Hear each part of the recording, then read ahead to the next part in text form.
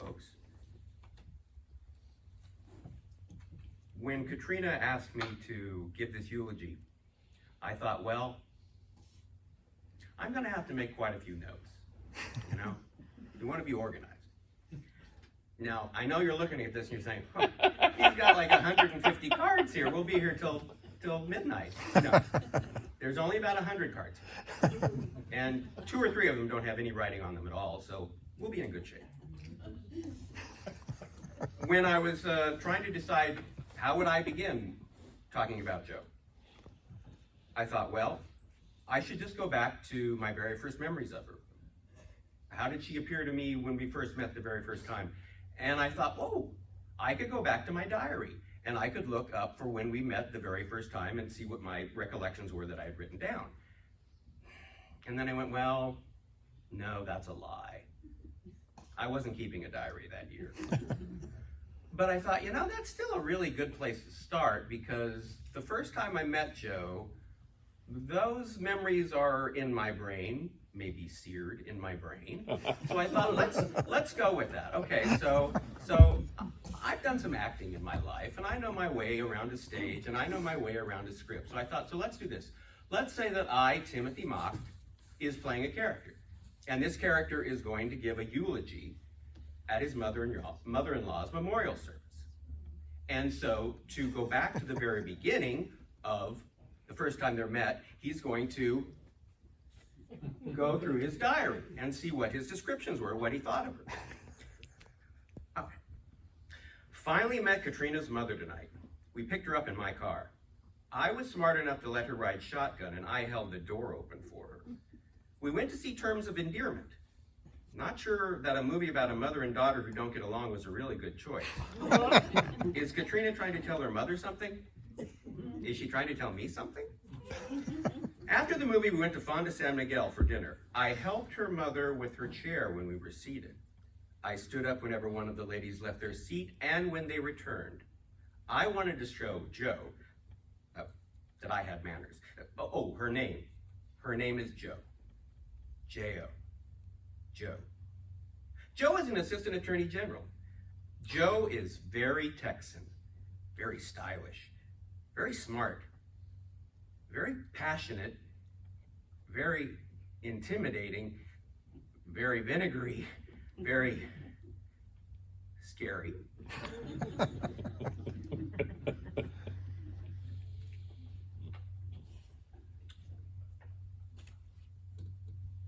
Yeah. In that meeting, she was intimidating. Actually, Jo was pretty intimidating most of her life. And I knew from that moment on, if Katrina and I were going to stay together, whenever I was around Jo, I better be on my toes. If you read Jo's obituary, you know, and from what was said earlier, that her father died when she was barely a year old. And so her older brother, Dave, had to be not only her older brother, but her father as well. And Jo must have undoubtedly been a pistol as a child. Feisty, tenacious, always ready for a fight. One of the stories that she told, because I didn't hear many stories about her childhood, but one of the stories she told was that at one time, possibly she was in about 3rd grade, and her mother, Minnie, worked as a cafeteria worker at the school that Jo was going to at that time. And she was in 3rd grade, she said she thought. And she started having an altercation with the teacher. And knowing Jo, you know, it's going to go back and forth and back and forth and back and forth, until finally the teacher thought, well, okay, I'm not able to discipline you. I'm going to go down to the cafeteria and I'm going to get your mother, and I'm going to bring her back here, and she's going to take care of you. So she walked out the door to go get Minnie. And Jo locked the door. On another occasion, she said there was a boy on the school bus who was pretty much of a bully, and he would bully a lot of kids. But one day he decided to bully Jo. Well, Jo had a book bag, and there were books in her book bag. So when he started picking on her, she started hitting him over the head. And she marched him all the way down the aisle, him going backwards like this while she was hitting him over the head. And when she got to the seat that was right behind the bus driver, she pushed him in that seat, and she sat on him. Feisty, tenacious, not afraid of a fight. These were early qualities in Jo's life. And these were qualities that were going to play a huge role in the woman that she became. After 2 marriages and 2 divorces, Jo, with her daughter Katrina in tow, headed off to El Dorado, Arkansas. Now for this next bit of Joe's history, I will refer to one of the drafts of Katrina's doctoral thesis.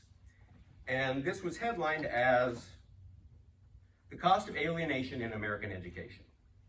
These are Katrina's words in her thesis. "It was the 1960s. My mother was not yet 30, and we were on our way to El Dorado, Arkansas. Committed to civil rights and arriving in that sleepy southern town full of dreams and ambition, Mom was determined to implement change. A young fireball recruited from a job in Wichita Falls, Texas, to become executive director of Campfire Girls, she was impatient to lead the agency in a new direction. What she did not recognize was the community was not interested in her brand of change, and her actions would soon turn the town of 35,000 upside down. Her crime, her indiscretion. My mother wanted African American girls to have the same opportunity the white girls had to attend Campfire Day Camp. A year later, few white children were allowed to play with the daughter of that fallen woman, that divorcee. Who knew what awful influence might be visited upon them? With a single parent, troublemaking mother, I must be a child without a moral compass. The next 2 years in El Dorado were intolerable for us. We endured isolation, harassing phone calls, and even death threats. And all because my mother believed little black girls and little white girls should be afforded the same opportunities. What may seem like an innocuous act today unleashed such a fury that even my mother, with all of her passion and determination, could not, in the end, continue fighting. At least, not in El Dorado. Like so many before us, we fled the South for the promise of a better society up north. Almost 3 years to the day from arriving in El Dorado, we packed our bags and set out for Cleveland, Ohio. After working for Campfire Girls in Cleveland for several years, Jo left the organization and she began attending Cleveland State University Law School. Upon graduation, she was back in Texas studying utility law so she could pass the state bar exam. Once she became an attorney, Jo must have finally thought she had found her niche. She seemed to be born to argue. So what better profession than the law? As Katrina would say in later years, her mother could have an argument with an empty room. By the mid-1980s, Jo was no longer an assistant AG. She was Public Utility Commissioner Jo Campbell, the lone Democrat on the 3-member panel. Now, the chairwoman during Jo's tenure was a lady by the name of Marta Graytalk, and Jo and Ms. Graytalk were polar opposites. They often had heated exchanges, whether it was a public meeting or a private meeting. Now, since Jo really didn't have any sort of filter, what she thought, she said, out loud and loudly. Eventually, the press got wind of this, and this animosity to PUC, and that became a story. This was the 80s. Ronald Reagan and Mikhail Gorbachev, they were attempting to try to have a working relationship between the US and the Soviet Union, USSR. Thrown into this mix, of course, would have been the first ladies of both of those countries. The national press would often juxtapose the stylish, diplomatic, charming former actress, Nancy Reagan, with the intelligent university instructor of philosophy and sociology, somewhat less diplomatic, Raisa Gorbachev. Nancy was a clothes horse, but Raisa was a workhorse. Now this comes into play because once the battle lines were drawn at the PUC, more than one public meeting was highlighted by the fireworks between the two female commissioners. One local wag declared that the PUC was reflective of the US-Russian relationship. Jo and Ms. Graytop were more than once identified as the Raisa and Nancy of state government. Jo took that as a badge of courage and honor. She was very proud of the work that she did as a Public Utilities Commissioner because she felt that she was on the side of the ratepayers and the ranchers and the farmers who were getting utility poles put up on their property. Once Jo left the PUC and relocated to Waco, she had the family home and the grounds made over. There were walkways and gardens, fountains and gazebos, a greenhouse, and an outdoor party room. With all of these features, Jo started hosting parties. Family milestones, birthdays, friends that came into town, political fundraisers, whatever the reason or the cause, Jo had a party. And if you attended one of Jo's parties, there were two things that you could count on. Number one, she never ran out of alcohol. And number two, you could count on anywhere from about 5 to 10 appetizers that would be spread out before you ever got to a sit-down meal. And once you got to the sit-down portion, oh, was one meat really enough? No, how about we have 2? And if you have 2 meats, well, then maybe you have, I don't know, 6, 7 side dishes. When she hosted, she did not scrimp on food or beverage or on hospitality. Her parties were elegant, they were charming, and they were delicious. And this is especially interesting because Jo came to cooking very late in life. It didn't come naturally to her. When she and Katrina were living in El Dorado, the oven didn't work on the stove they had in their kitchen. Almost every day, they went down to Walgreens for dinner. This changed when Katrina's grandmother came up for her very first visit. By the time Minnie had left, the oven worked on the stove.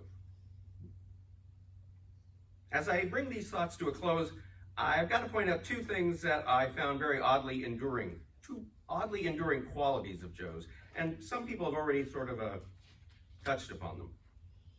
One was her mispronunciation of words, and the other was a voice that she used to mispronounce those words. For instance, once I had seen that Bon Appetit magazine was in her house, but to Jo, that was Bon Appetite magazine. If she was making salmon for dinner, she was making salmon for dinner. And as Jo told it, Waco was in McClellan County. I heard McClellan County for 30 years. Katrina mimicked her mom and called it that too. It wasn't until we moved here and I went to get my driver's license I found out Waco isn't in McClellan County, it's in McLennan County. But my favorite Jo verbal miscue or verbal misunderstanding happened the first time that she visited us in New Jersey. We lived on Claremont Avenue, and Claremont was intersected by Mountain Avenue.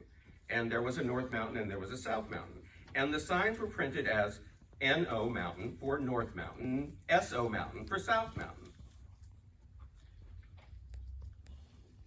Now here's where Jo's voice came into play. Jo's voice was unmistakable. It was as unmistakable as it was unique. A few years of smoking, some theatrical training, combined with kind of a scratchy tone plus a Texas accent, added up to one of the most interesting voices I have ever heard. So let's go back to North Mountain and South Mountain. While we're driving Jo the very first time on her first visit, we went down North Mountain, or N-O Mountain. Now Jo saw the sign, and she said something to the effect of, No Mountain Avenue. What kind of name is No Mountain?